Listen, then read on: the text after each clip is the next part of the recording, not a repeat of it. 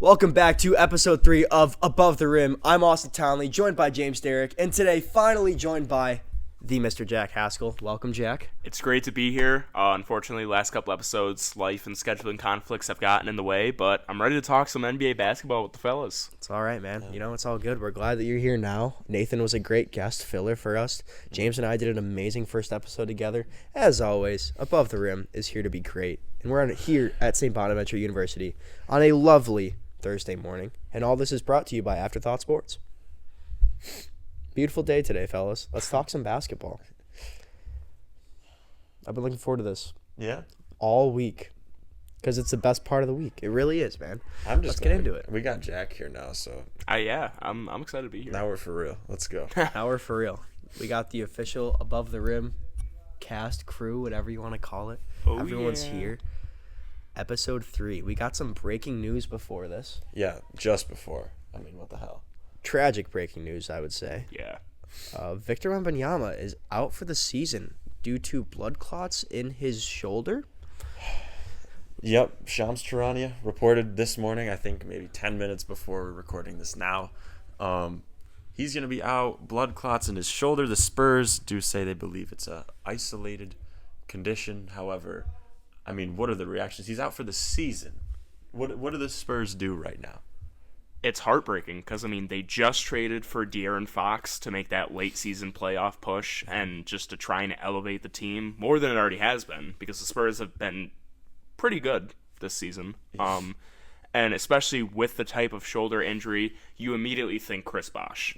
Mm-hmm. And that's never good because, I mean, this type of injury is a potential career ender. And if this is how Wemby's career ends, it ended before we even got to see his greatness. And that's just tragic.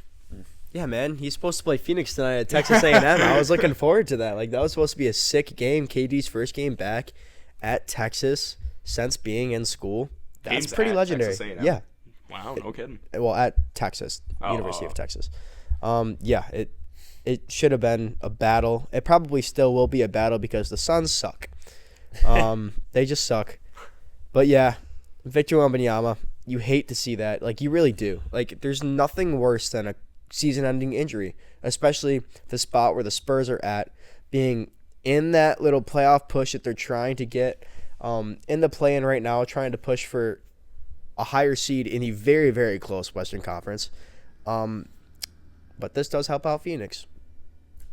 It definitely does a little bit. I mean, I will say, Phoenix, you can maybe see them climb the ranks a little bit if the Spurs start to go down after losing Wemby. But to be honest, if you're the Spurs and this is going to be an issue that gets solved, you know, maybe with a surgery or whatnot, you do have to be happy that it is not any kind of soft tissue injury or, you know, an ACL or whatever.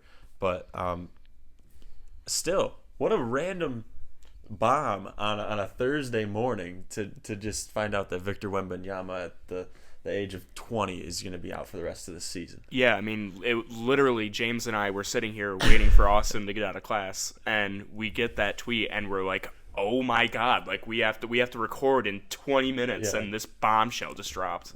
Seriously. Unreal that after he makes his first All-Star game appearance, this injury happens. Now, speaking of All-Star, damn, that was bad. Yeah. I mean, me and Jack were just talking before the show. We didn't really watch the All-Star game. I mean, did you? I watched the whole tournament in its entirety. Well, then we're just going to sit back. Why don't you walk us through what you experienced? Give us your thoughts. Well, the first game of the night, it was 2 All-Star teams. Now, Draymond Green made a really good point. You work all year. You bust your ass all season to go in and to now play a game to 40, and if you lose, you're done. That's not very all-star to me, in my opinion. I mean, there's a chance. I guess I know what you're saying. So, like, you play one game. There's a chance you maybe shoot one shot, but y'all didn't get to 40. So I think, to your point, I think Alperen Sengun played like 37 seconds the entire game. Yeah. You work all season long to become an all-star, which not every single player in this league will accomplish, and you get to play 37 seconds, and then you're done. And I think it was 37 seconds of garbage time, too. Yeah, he didn't play very impactful minutes. I mean, that first game, you could kind of tell it's still got the same vibe. It's still the same vibe as the All-Star game. Nobody really cares. The one person I will say who tried, actually tried, took this very serious, Victor Wembanyama. Yeah, and I think that's the most heartbreaking part about him being out now. Yeah, and it really is. And then you jump into the next game. After one team loses, they're done. So whoever, I don't know whose team it was, but the team of J-Dub, Alperen Sengun, the young guys, that team got bounced in the first game. Yeah. So they're done for the whole night, which is kind of bullshit because, again, you work your butt off all season to be an all-star, which is a very select group of NBA players every season. I believe there's, 24? Something like that. That's, in my opinion, that's unacceptable. They need to change the format. The next game, this just blew my mind. The fact that I was sitting there watching NBA GOATs like LeBron James, Kevin Durant, Steph Curry, James Harden, Kyrie Irving, all of them go up and play against a bunch of rookies in the All-Star game. What the hell did they do to deserve to be on that? That brings platform? Me to the next point that Draymond brought up. These guys work so hard, and there's a bunch of guys that got reasonably snubbed, and we're giving rookies and sophomores the All-Star opportunity. It's bad. When Domantas Sabonis, who led the league in rebounding and three-point percentage, which I just think is out of this world, doesn't get to be an All-Star? Yeah, Devin Booker, not an All-Star. Kyrie Irving was not even selected to begin with, and then he's an injury replacement for Anthony Davis. Trae Young as well. Same thing with Trae Young. LaMelo Ball, not an All-Star. There's a lot of guys that did not make the All-Star game that are All-Stars, and genuinely, there is a chance that Domantas Sabonis is All-NBA this season, or Devin Booker is All-NBA this season, and they're not an All-Star. But Jalen Wells gets to play All-Star Weekend. Unreal. Hey, he's doing great things. No stray to Jalen Wells. He is doing great things. That's the first name I thought of. It is absolutely unreal to me, and I just don't think that it's the way to do All-Star. Now, I will say, there was competitiveness. There was competitiveness in that championship game. There was a solid 7-minute stretch probably where there was some cool All-Star things happening, like throwing lobs. Kyrie Irving, ISO, Victor Wembanyama broke him down. James Harden is geeking in the background about it. That was really cool, and it was awesome to see. But guess what? Nobody wants to see sophomores and rookies in the All-Star game. Yeah. And nobody wants to see just a game to 40. We want to see that 40 minutes clash of the best players in the world duke it out for finals home court advantage. I think my biggest issue, out of the 3 hours that the entire All-Star event was on All-Star Sunday, there was, I think it was 27 minutes of actual basketball. Yeah. That's bad. There's a lot of fluff. I mean, there's no doubt that the NBA wants to be able to maybe get up some recognition of younger players. They do want to move past LeBron when he retires, and the best way to ensure that people still watch the NBA when he retires is, that people enjoy watching young players in the league. But I don't know if that works necessarily. I mean, people will be able to recognize more young guys than ever because they were put on a national stage. But does that work for this rookie class? Was this rookie class something that special? No. People want to remember it? Maybe I would have seen that last year with Wemby, but that they didn't do that last year. I think they're returning to the old All-Star game format promptly next year. It's funny that you mentioned LeBron, because guess who didn't play on All-Star Sunday? Did I mention LeBron? No. LeBron James announced the day of the All-Star game. 20 minutes before the game. 20 minutes before the game. You're not going to see anything out of me tonight. Devin Booker could have been there, bro. Devin Booker could have been there. Domantas Sabonis, who, as I mentioned, is leading the NBA in rebounds and three-point percentage, could have been there. Tyrese Maxey could have been there. LaMelo Ball. Derek White could have been there. There are so many other guys that could have been there and could have gotten that opportunity. And I think deep down, LeBron knew as soon as he woke up on All-Star Sunday, he wasn't playing. There was no way he was playing. You inform the league. as the bona fide face of the league, you inform the league as soon as possible so that they can find a replacement. Because these guys that don't get picked, that should have been picked, they at least deserve somewhat of a chance. Yeah, except for Derek White, because he never is and never will be an all-star. Jack, that is a horrible take. I'm sorry. We prove you wrong damn near weekly, I feel like. So, my goodness. Wow. Hey, but yes, I agree with you. So your problem lies at LeBron not giving enough time for a replacement. Not even specifically LeBron, just the fact that it was LeBron made me even more mad than I was. Anthony Edwards did it too. I suppose. I don't know, man. Hey, it's kind of hard to ship out a dude the day of to like San Francisco. Hey, I know it's your break and like your weekend off. Drop everything. We need you here right now. They did it for Mike Conley during the COVID All-Star game. I mean, granted, he was already in town, but he was already in town. Yeah, Mike Conley was praying they'd let him in. Which that was the most here, take it All-Star selection of all time. Like, Mike Conley deserved to be an All-Star at some points in his career, but the year that he was, no. No, I think close. That was his best career season. Was it? Yes. Who are you guys talking about? Mike Conley in 2020? What was it, the 2020 season? Yes, it was. Was it 1920 or was it 2021? No, it was 2021 because the 1920 season got canceled. The 2020 season got canceled, you mean? Not the 1920 season. It's so crazy to think that was 5 years ago. Yeah, that is really weird. Like, we were in high school. We were high school freshmen, and now we're sophomores in college. Yeah, anyways, there's a lot more news going on this week besides just the All-Star game. You want to take us through that while I look at Mike Conley in 2021? There was the NBA dunk contest led by and headlined Mac McClung. He is unreal. Mm-hmm. Genuinely unreal. I was impressed with Mac McClung's dunks in this dunk contest. I was also impressed with Stephon Castle. He put up a great fight, and Mac McClung is the first ever 3-time three-peat champion of the slam dunk contest. And I would say that he revived the dunk contest because you got stars like John Morant, Giannis Antetokounpo trying to get in the dunk contest, and I think the NBA is pushing to get those superstar players in the dunk contest next year, like Zion Williamson, maybe even LeBron James, you see. Who knows? You never know. After he dunked all over Mark Williams last night, I'm convinced LeBron James could probably still be in the dunk contest. I don't know if I would actually want to see that, though.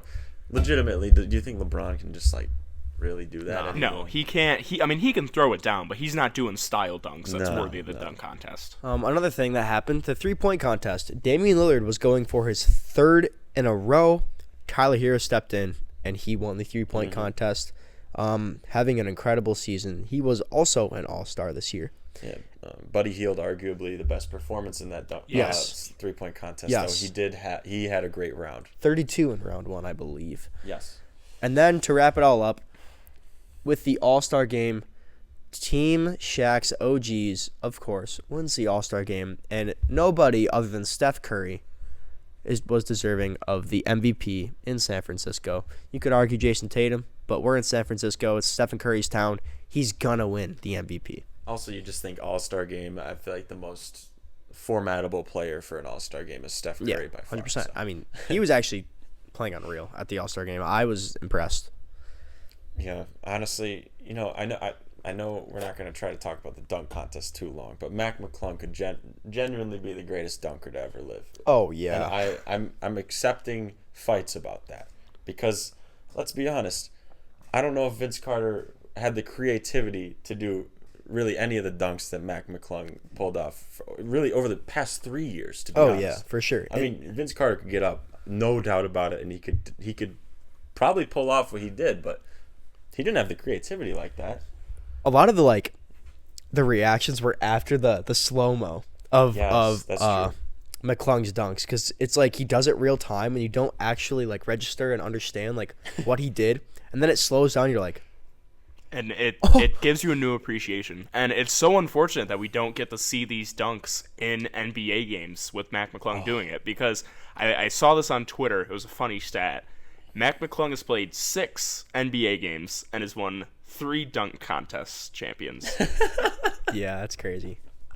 That is kind of funny. I mean, To be honest, I don't watch Mac McClung besides the dunk contest. Yeah, I'm not putting on G League games just for Mac McClung.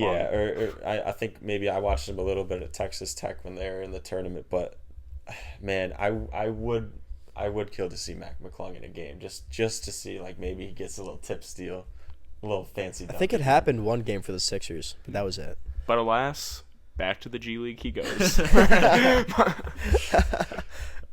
You got Mike Conley stuff pulled up, right? I do, actually, yeah. So we're gonna talk about this. Mike Conley, if you want to talk points per game, his best season, where he averaged 21.1, was 2018 to 2019.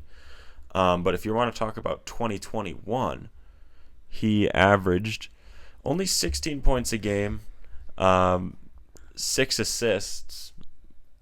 I'm not seeing anything spectacular right now. I'm not that was a Utah Jazz team that went to the playoffs with Donovan Mitchell. Absolutely. And he was their leader on that team. And I think, is it his best career shooting year? 41% Yes. from 3. He did shoot a little bit better on the T-Wolves, but played much less time, so a lot smaller sample size. But he shot 41%, probably in the most usage he's ever had. Yeah, for sure. I understand why they gave it to him. Like, the All-Star game was in Utah. They were one of the best teams in the league. He was having an okay season. I understand why they gave it to him. They're just, given the circumstances, were guys more deserving, but ultimately they gave it to Mike Conley, and good for him. Good for Mike Conley. There had to have been people more deserving looking at these stats, but you know, it can go by me. Because there were a couple guys, I think, like the day of, whether it was COVID or just injury. Like, I think Ben Simmons and like Zion, off the top of my head, weren't able to play in that game. Ben Simmons should never touch anything All-Star, ever. Back in the day, he could have. Back in the day, Ben Simmons meant something. Yeah. Ben Simmons' all-time signature move is not playing. No, it's passing the ball off a wide open layup. Yeah. I think that's one of Ben Simmons' greatest all-time moves. Passing the ball when he has a wide open layup. Speaking of some all-time, we also prepared some all-time starting fives. You want to get into that? Do you have any more news to get over before we? I don't have any more news. I would love to get into these starting fives. All right, so we've got a starting five. You got to choose your all-time best for point guard, shooting guard, small forward, power forward, and center. I can get us started. My starting five, we got Steph Curry at the 1, Jordan at the 2, LeBron at the 3. I feel like Jordan and LeBron really can't be moved like from this list. But otherwise, I've got Timmy D at the 4, Shaq at the 5, and then Magic can come off the bench because I just think it would be crazy if he was the point guard. How long this team would be with Magic, Jordan, Bron, Timmy, and Shaq. But that's my list. Austin? It's hard to go wrong, man. Like, there's nothing that I see that I disagree with. I think that's kind of the case. And we were kind of talking about this. Like, any all-time list, unless you have some dude like Allen Iverson's an all-time great, but I don't think he belongs on an all-time list. Not at I think all. so, if you said Allen Iverson on your all-time list, somebody would look at you and be like, because there's Kobe, there's Michael Jordan. It's also just small, unfortunately. Exactly. Like, so, nothing I disagree with. My all-time starting five. You're a little funky for this. I got LeBron James at my point guard, Michael Jordan at the 2, Kevin Durant at the 3, Giannis at the 4, Shaq at the 5, and Steph as my 6th man. No Tim Duncan. I think the No disrespect is crazy. Can you give some explanation on why Giannis at the 4? I understand it, but He's the most versatile 4 of the game's ever seen. That is why. He can guard 1 through 5. He will lock down 1 through 5. 1 is a little tricky. And he is one of the greatest power forwards of all time. I don't think there's a discussion to be had, to be honest with you. is he up there with those all-time greats? All-time yes, starting five? yes. I He don't is. think he Yes, deserves he a spot 100% over is. Tim Duncan, though, because but I know it's different eras, and Giannis had an obligation to be able to guard 1 through 5. That's a big thing now. However, when Tim Duncan was playing, all he had to do was guard the 4 and the 5, and he did that excellently, better than really anyone in the game. And not to mention, when he was like 35 or older, he beat a big 3 LeBron James team. So I think that also can't go unnoticed. I mean, they were old when they did that. That team was old. I know they had Kawhi. Yeah, you had Kawhi Leonard guarding LeBron James. But still, Tim Duncan's a massive part of that. And I think like everyone knows that he's like kind of one of the most underrated of all time. Oh, He gets no. passed He's up top a 10 lot. all time. There's nothing to discredit Tim Duncan. When I look at my all-time starting five, and this is prime Shaquille O'Neal, I should probably preface, I want Orlando Magic Shaq. There's nobody on this team that's going to slow anything down. Orlando Magic Shaq specifically. Yes. A little more athletic, you think? There is nothing on this team. There's nobody on this team that will slow down the game at all whatsoever. This is a run and gun team. He was very athletic in Orlando. I Yeah. mean, obviously he gained weight in Los Angeles, and that you could argue made him more dominant. But he was kind of thin in Orlando. Yeah, this team, in my opinion, would beat any given starting five. I mean, Kevin Durant is your 3. LeBron James is your one of the smartest players ever, if not the smartest players ever. But Jack, I have a question. What were you saying about Giannis and all-time grades? Because I really disagree with what you were just saying. I don't know if you can put him in an all-time starting 5 yet. How? I'm not saying you will never be able to, but Can you because he's a 2-time MVP. He's a 1 or 2-time defensive player of the year. He's an NBA champion. He's been all-NBA, I think, at least 5 times. He's been an all-star at least 5 times. How can you argue that he's not an all-time great? He's also part of the NBA 75 team. So I think you just can't put him in that starting 5 yet. I think he goes in that 6 honorable mention spot. I think you got to slide Steph in a spot and move everybody down. I can kind of agree with what Jack's saying. I mean, we're also looking at someone who's only 30. I think that should be taken into account kind of for Austin's sake. You know, he's only 30 and look what he's done. But to agree with Jack here, I think there's more historically dominant people you could put on this list besides Giannis. I just pulled up his stats this season. It is dominant. But, I mean, when you think about winning, I don't think Giannis has done enough of it to be on a that's what I mean. Yet. Don't get me wrong. Giannis Antetokounmpo, one of the most dominant players this game has seen. You can't stop Giannis. You can only hope to contain him. But I just don't know that he's in that all-time starting 5 category yet. But nonetheless, my starting 5, a little bit similar to James with a few tweaks. I was not done. Steph Curry at the 1, Michael Jordan at the 2, LeBron James at the 3. Can't go wrong with any of those 3. I have Kevin Durant as my power forward, just to be able to stretch the floor. He's a good stretch 4. He might be a little too small to play the 4 in an all-time starting 5 like that. It depends who they're playing. Like, if they're playing against Tim Duncan, I don't know. But and Giannis, too. I don't know, bro.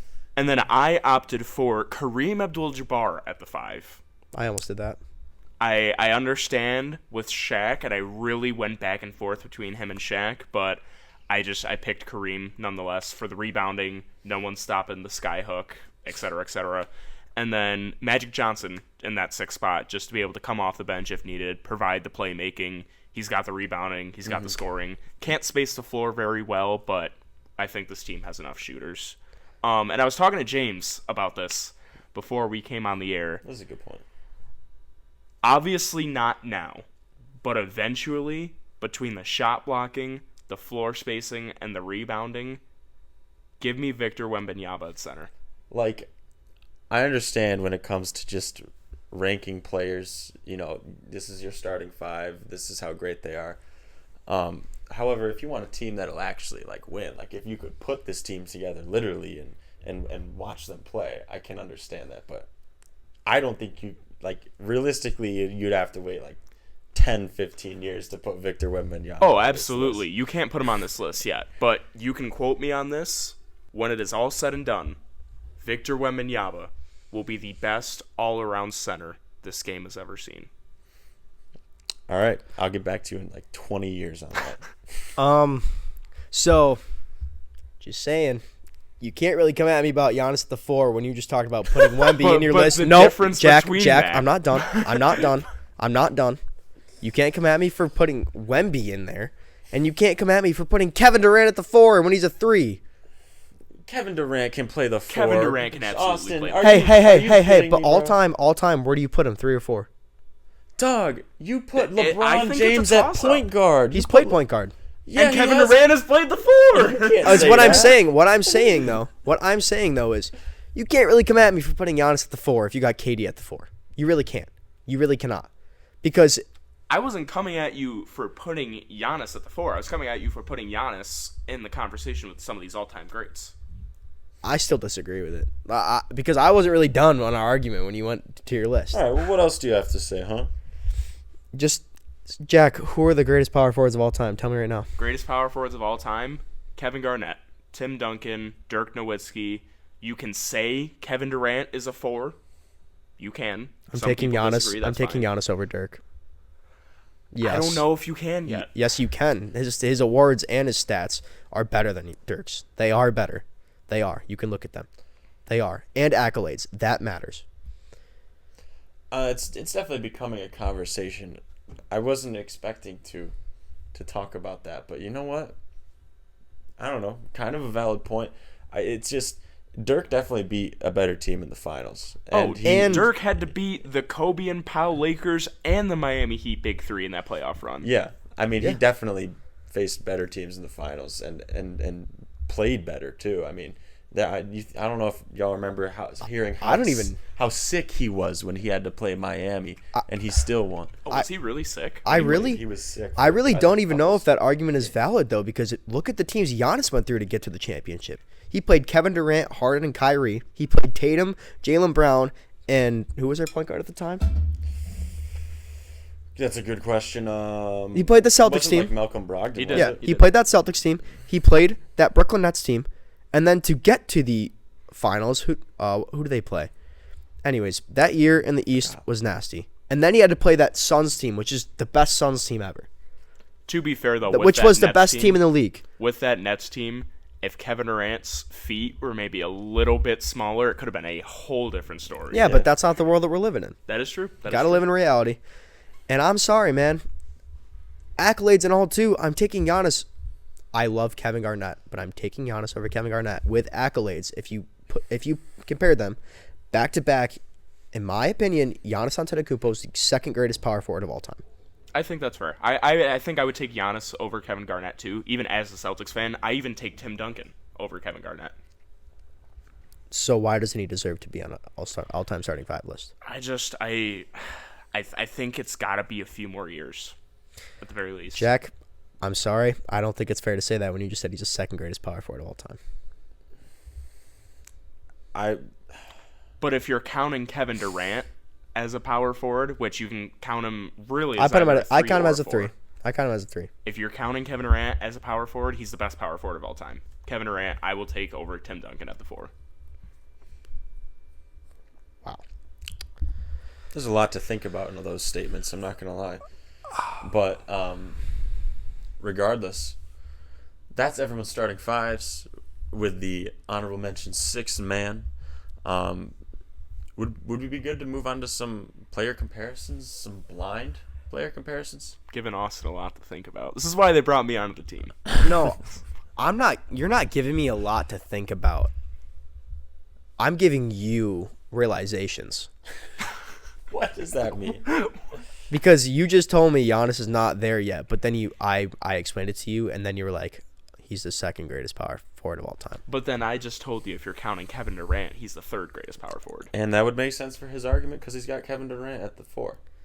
I mean, yeah. I Whether you want to put Tim Duncan, Giannis, or Kevin Durant at the 4, which all 3 of us picked one of those guys, it's really a toss-up between those 3. I think it just depends on fit, what you're going for with the team style of play, and just ultimately who you personally think is better. So now it's a toss-up.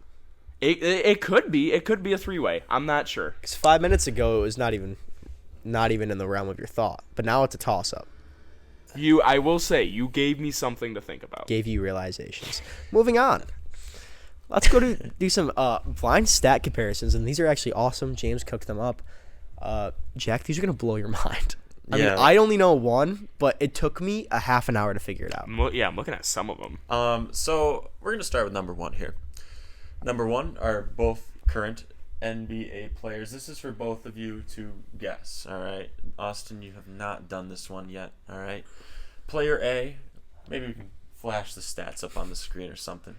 24.6 points, 4.8 rebounds, 4.8 assists while shooting 47.8% from the field. Player B, 25.1 points per game, 5.6 rebounds, 4.9 assists, 46.5% from the field. I mean, 2 questions for you. Who are these people, if you can figure that out? And who would you rather have? Who would you rather have? I could not tell you who either of these players are, but, I mean, I think you take player B because he's got a leg up on player A in pretty much every category. Yeah, I'm going to also say player B. I think one of these guys is like De'Aaron Fox or something. So you wouldn't be that far off. One of these guys is Kyrie Irving. Okay. Is there a guess for who Kyrie Irving is on this? Kyrie's A. Yeah, I think he's A. I don't think he's averaging over 5.5 rebounds a game. That's true. Kyrie Irving is A, but player B, someone to think about, because although he has not yet played enough games to qualify for rankings in every major category, he has still played enough to have great stats like that. It's Franz Wagner Jesus of the Orlando Magic playing better than Kyrie Irving right now. What do you guys think? Who is letting Franz Wagner score 25 points a game? Because here, what does he mean, man? Because we watched the Magic in the beginning of the season. The Magic are tough. Franz and Paolo carry that team offensively. But you can't look at me unreal. with a straight face and think you expected Franz Wagner to be blowing Kyrie out the water this. I think he's capable of this 25 points per game. I think he's a phenomenal player, and he's only getting better every year. But 5 assists, too, on top of that? That Magic team, they share the ball. I love that Magic team. They're really cool. He throws out more dimes than Kyrie. You wouldn't think that. Wow. I think it's also been he's been benefiting from Paolo not playing too often. But I just try to give you guys something to think about. That one's kind of crazy. I'm not gonna lie. I wasn't expecting you to tell me Franz Wagner and Kyrie Irving. Don't get me wrong. I knew he was having a good season. Like, I know he's been hurt for a little bit, and he probably would have been an all-star had he been for sure. like healthy. And the him and Paolo, season. I think. Yeah, but wow, 25, 5.5, and 5. Jeez. And you know what? Normally, I would not compare a guard to a forward in these player comparisons. However, the rebound numbers aren't that far apart, so I figured it would be appropriate. Which that's even a testament to Kyrie. He's getting up and getting some boards like that. Seriously, for real. How is Kyrie finding 5 boards a game? Especially having played with Luka for half the season. Like usually Luka's getting those boards from the guard position. And now they don't even have a center. so it's like the Lakers need a center. Nah, the Mavericks need a center. Yeah. Which they just signed Moses Brown to a 10-day. I'm a big fan of Moses Brown. Didn't he play for Celtics? He did not play for the Celtics, but he had a great stretch with the OKC Thunder. Oh, yeah, that's right, the Thunder. He was putting up, I think he put up a couple 2020 games. All right, so if you guys are ready to move on, we've got another one here. These are both kind of role players. You'll see what I mean after. Middle of the pack.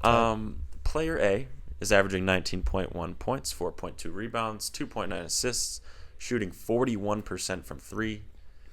1.5 turnovers a game. We're going to include a little more with this one. It goes a little more in depth. Player B averages 18.9 points a game, 7.2 rebounds, 4.5 assists, shooting 32.1% from 3. Almost double the turnovers of player A with 2.8. Guys, who are these people, and who would you rather have? I think one of them is Derek White. It's not.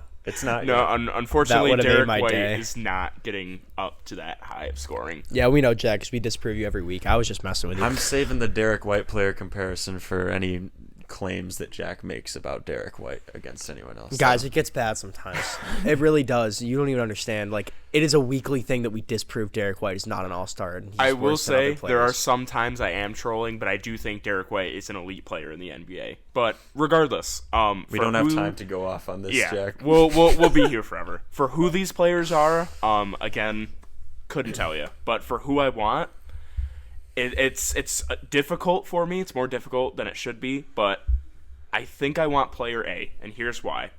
Though he's averaging less rebounds and assists, it's still enough, I think, to make an impact, and I like the efficiency, and I like that he's turning the ball over a little less. Okay. I agree with Jack. The 41% from 3 is actually insane, so I will choose player A. Who do I think these are? They're role players, you said? Kind of. Kind of. One of them, kind of. The other one, definitely. I mean, definitely your above average role player for sure to average near 20 points. But I think player A, if I had to choose someone, I would say Austin Reeves. Whether it is him or not, I have no clue. Those are very close to Austin Reeves' actual stats. To be honest, but, no, it's not. I don't know what Trey Mann's doing anymore, but is one of them Trey Mann? It is not. He's been phenomenal for the Any Hornets. final guesses before I reveal who you guys picked? Nah, let me hear it, man. So you guys picked Cam Johnson. Oh, He's having Phoenix a pretty Suns good legend Cam Johnson. Bubble legend. Cam Johnson is having a better year currently than player B, who multi-time All-Star. It's going to be Kawhi Leonard. No, I could have done Kawhi Leonard. However, we all know that he just doesn't care anymore. Player B is Julius Randle. I mean, what a nosedive Julius Randle has taken.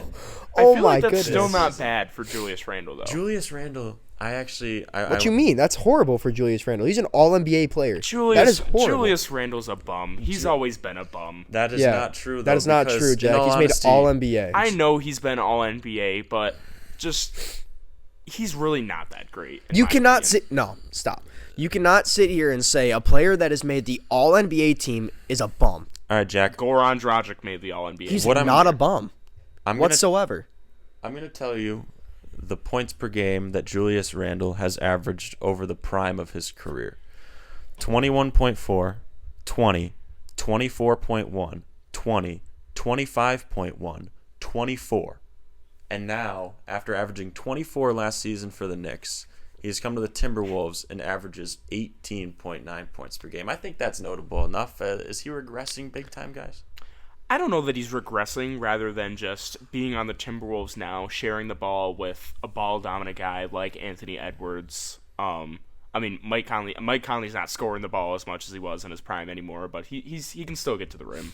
All right. I mean, Jack, good points. Austin, actually, both of you should think about this. Is Julius Randle regressing towards retirement, or is he just on a scheme that doesn't fit him right now? I would say he's just on a scheme. I mean, he's not too old, is he? He's like, what, 30s. 32, 33? No. He's No, younger not than that old. Not he's that younger old. than Julius that. Randle 29 or is 30. 30. 30? Yeah, so he's got more years left in him. He's got more gas in the tank. Definitely. I do, Julius Randle's type, though, you know what I mean? You definitely, I feel like, can see him regress sooner than others. However, 30, that's a little early. I agree with you guys. Definitely not a good fit in Minnesota, though. No, it's been a really rough year for Minnesota. I think we're going to have to look back on that trade and strongly consider what teams got in return for what they gave up, because the Timberwolves should and could be at the top of their conference, but they're not. We were all together when that trade happened. We were like, what are the Timberwolves doing? Were we really? Yeah, we were. And even looking at hindsight now, not knowing that Karl Anthony Towns was just going to have the phenomenal season that he's currently having. Crazy. Absolute fleece. Oh, yeah. Oh, my gosh. I'm sorry. If you're maybe the exception of DeAndre Ayton, if you're trading away your number one overall pick, you are doing something wrong. If he's performing, like, they went to the conference finals last year, did they not? Dude. What the? Why would you do that? Why would you do that to Anthony Edwards? Yeah, like, they were boys, man. Like, I don't know. The NBA GMs are really confusing me this past year. Yeah, you took away one of Ant's 7-foot sons. Oh, my gosh. This next one is awesome. Jack, you're going to be like... Austin, you already know this one. Because I was too urgent and I was itching to figure it out, and I figured it out. Yeah, he got on me the night I was making these. I'll just be quiet for this one. Jack, this one's a little different. Player A and Player B are both current NBA players. These are their college statistics. College. From their best season in college.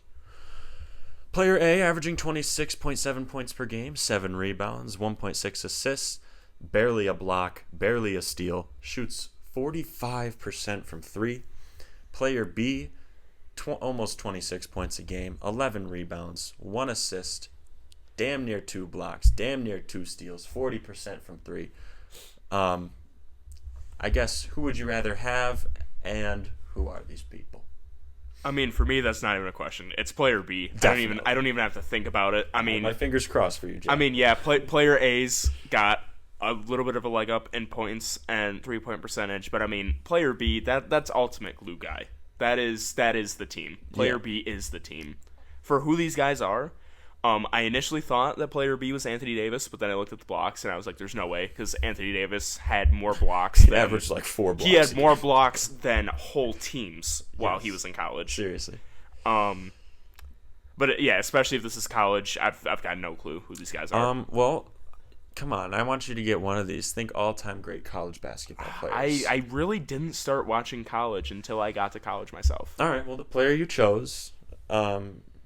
But first of all, before I even say these numbers are comparable, though, right? They're I mean, it's nothing against player A. I think player A is still an elite player, but just compared to player B. So when you're looking at these two stats, you think that they're probably on the same level of play style. Like they're like somewhat they close, are somewhat close in dominance. I mean, basketball. player B is on paper probably the better defensive player. Okay, yes. Put all that aside. They're comparable. They're very comparable. You think they're the same level almost talent-wise. Yeah, if they're playing each other on separate teams, they're giving each other buckets all game. Yeah, absolutely. So for sure. Player B, who you chose, is Kevin Durant. I mean, one of the best seasons ever in college at Texas. 2 blocks and 2 steals is crazy. Some argue he's the best one and done in college history, but I think it's still Melo. I mean, Syracuse bias, but I think it's still Carmelo. I think it's still Carmelo Anthony. I mean, he won us the chip. I understand that. However, I'm not sure if you're necessarily right. Player A, though, is Doug McDermott. Oh my God. Creighton legend. Doug Buckets. Dougie Buckets. Doug McBuckets, man. Wow. Just something interesting to point out here.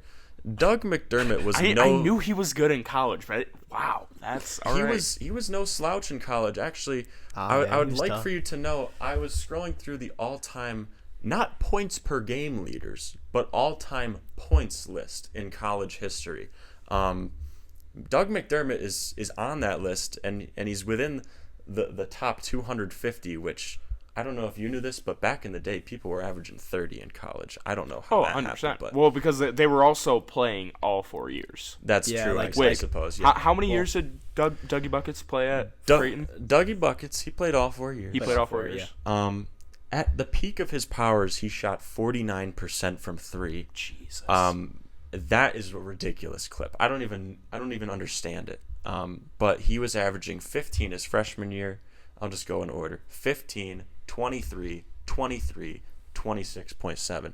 I mean, what an absolute walking bucket this guy was. No, that's so funny that this is Doug McBuckets, because I see all the time how much of just a Creighton legend this guy was.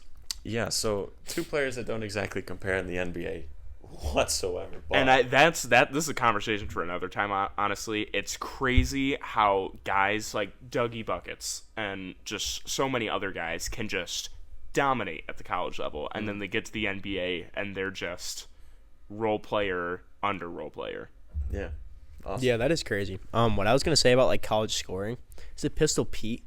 What did he average in college? Like 45 Without a 3-point line. That was literally the point I was making. There was no 3-point line, and he was shooting threes. I'm telling you right now, he was shooting threes because my dad tells me about it 100%. all the time. Oh my gosh, I saw Matt something Townley. too. You tell me about this all the time. How good Pistol Pete was in college without a 3-pointer. I hope you watch to the end of this because you'll chuckle. I saw something too that said like, with the 3-point range he was shooting from without the line, if there was a 3-point line, he would have easily averaged 50 in college. Yeah, my dad tells me all the time. He's like, "What you know about Pistol Pete Maravich?" From what I've seen about Pistol Pete from YouTube and from other content creators, is he was a bit of a psycho when it came to training and making sure he definitely looked like it. He was on that level, so I don't think anyone will touch Pistol Pete ever again. However, I was, in the current college landscape, it's been hard for anyone to average over 20 points a game. I mean, Cooper Flagg, one of the most generational talents, he's only averaging, I think, 19 point something a game.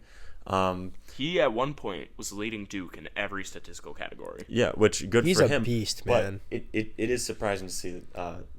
That also starts a conversation though that if your top assist leader is only averaging like 3 assists a game, then you're doing something wrong as a team. I don't know.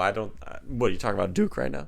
Yeah, because I think at that time when he was averaging like the team leading in every category. He was only at like 3 some assists. Well, college ball can be a little different, and obviously Duke has a specific play style, but I don't think Duke is doing anything wrong with their team. Shout out Duke. On the topic of Cooper Flagg, I think I sent it to you guys. He said he'd be open for another year to play with the Boozer twins. Oh my gosh, to be legendary. That I think he would never happen between just logistics, money. Would never happen. Well, but that would be probably one of, if not the most dominant college basketball. Until he sees the teams of all Utah time. Jazz with the number 1 pick, he's like, shit, I'm staying another year. No, but speaking of the draft and Cooper Flagg, James and I talked about this. The Oklahoma City Thunder can legitimately offer up to 8 first-round picks for the number 1 overall pick. I did see this exact claim on Twitter. Would you do that? Well, for both positions. A, if you're the Thunder, and B, if you're the... Because, to be honest, if I'm the Thunder, I'm doing that shit in a heartbeat. They're not even the Thunder's picks. I don't think Adam Silver allows that. I don't think he allows 8 draft picks to be traded. I don't really think Adam Silver, like... David Stern would be rolling in his grave if he saw 8 draft picks being traded in one trade. He would. Yeah. He probably would have had a problem with it. He wouldn't have even allowed the Luka trade to happen to begin with. Especially because it involved the Lakers. Yeah, he vetoed Chris Paul to the and Lakers. The Hornets. It didn't involve the Hornets. I lied. That's the Mark Williams trade I'm thinking of. But it involved the Lakers. He would not allow that to happen. Adam Silver is... you could actually argue he's one of the better commissioners in sports right now. But 1,000%. He lets a little... He's hands off. He lets a few things slide. I think he'd let it happen. I don't know if I see...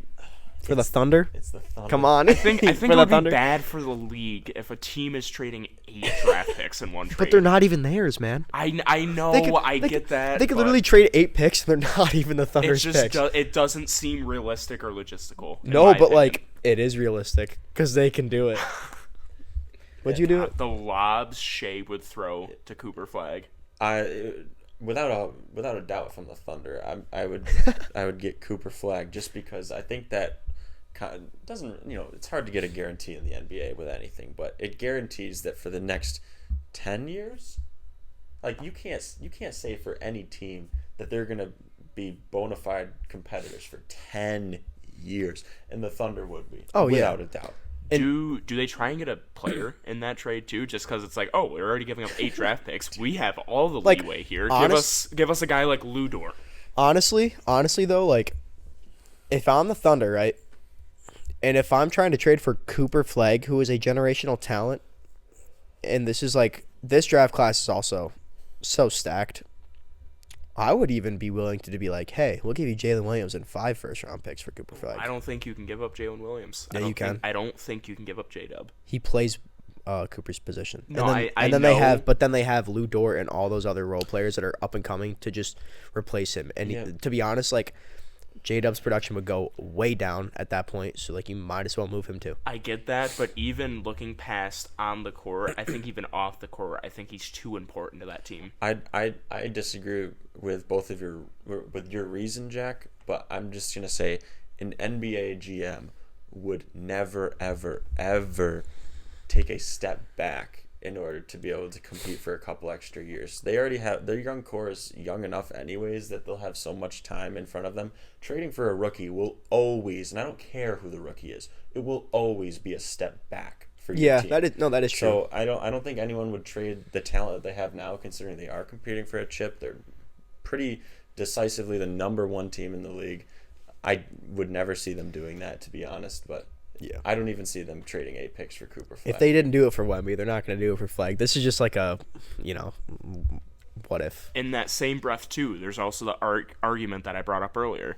Yes, Cooper Flagg looks NBA ready now, but say he ends up just being an Adam Morrison type bust, you gave up a record 8 draft picks for him. No, that's not happening, man. I'm not saying he just practiced all summer with Team USA, and he was dominating that. I don't even want it to happen. I want Cooper Flagg to dominate for all the white boys across the world. But if he ends up being, say, like an Adam Morrison, and you're the GM that gave up 8 draft picks for him... Oh, you're never seeing a front office ever again. You're never seeing a basketball job again. Yeah, like not you couldn't even be the janitor for the You have to make Nathan Donnelly his McDouble if you are giving up 8 draft picks for a bust. Yeah. Yeah, well, we'll see what happens in the draft. Yeah. With all that being said, this is going to wrap up episode 3 of Above the Rim. Thank you guys for watching, and stay tuned for next week, where we will all return and be back for another banger of an episode. As always, peace. Peace out.